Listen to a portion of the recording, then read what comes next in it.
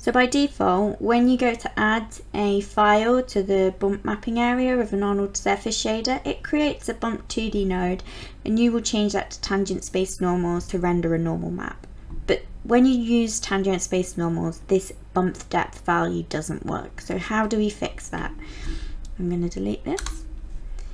In the hypershade, select your object, right click and choose Graph Materials on Viewport Selection.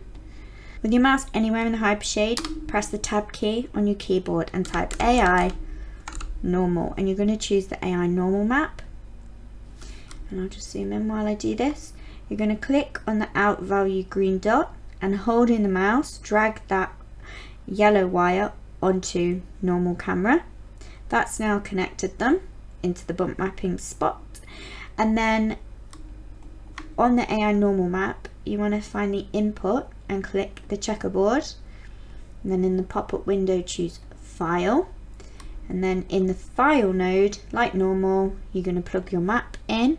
And now instead of the map being connected to the bump node, it's connected to a normal map node, and on this we have a strength value that is actually going to work to either reduce the strength of our normal map or increase it.